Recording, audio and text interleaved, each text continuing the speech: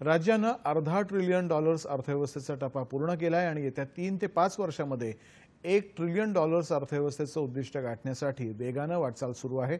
त्यासाठीचा मार्गदर्शक आराखडा तयार आहे, असं उपमुख्यमंत्री देवेंद्र फडणवीस यांनी सांगितलं। राज्यपालांच्या अभिभाषणावरील आभाराच्या ठरावावरील चर्चेला ते उत्तर देत होते। राज्याच्या अर्थव्यवस्थेचा वृद्धी दर देशाच्या अर्थव्यवस्थेप्रमाणेच आहे, असं ते म्हणाले। शेती, जलसंधारण, आरोग्य आणि संस्थात्मक बळकटी करण्यासाठी मोठ्या प्रमाणात गुंतवणूक होत आहे। राज्यामध्ये महायुती सरकार आल्यानंतर 1,18,422 कोटी रुपयांची गुंतवणूक आणत महाराष्ट्र थेट परदेशी गुंतवणुकीमध्ये पहिल्या क्रमांकाचं राज्य झालंय। महाविकास आघाडी सरकारच्या तुलनेमध्ये युती सरकारच्या काळामध्ये 4.25 पट अधिक इतकी थेट परदेशी गुंतवणूक आली, अशी माहिती फडणवीस यांनी दिली।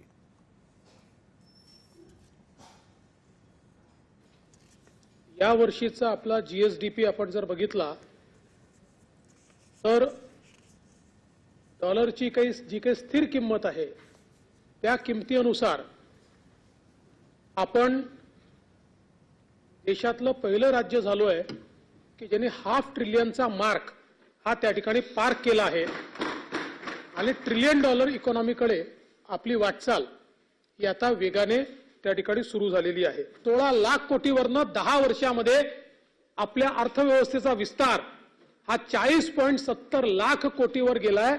याचा अर्थ महाराष्ट्राची अर्थव्यवस्था किती वेगाने विस्तारित होते आहे आणि म्हणून $5 ट्रिलियन इकॉनॉमीचं जे आपण $1 ट्रिलियन इकॉनॉमीचं जे आपण स्वप्न या ठिकाणी बघितलेलं आहे ते याकरताच अत्यंत महत्त्वाचं आहे।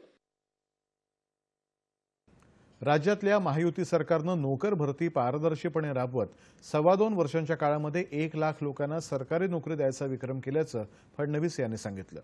या भरतीसाठी 70 लाख उमेदवारांची परीक्षा घेण्यात आली, मात्र या परीक्षांमध्ये पेपरफुटीचा एकही गुन्हा नोंदवण्यात आलेला नाही, असंही ते म्हणाले। परीक्षेतल्या गैरप्रकारांच्या विरोधातला कायदा याच अधिवेशनामध्ये आणण्याचा पुनरुच्चार त्यांनी केला। 17 लाख पोलीस दलातली पदं भरण्याची कार्यवाही सुरू आहे। 25 विभागांची भरती प्रक्रिया आता अंतिम टप्प्यात आहे। पोलीस भरती आता 40,000च्या वर जाणार आहे आणि हा देखील 2 वर्षांच्या काळातलाच विक्रम आहे, असं ते म्हणाले।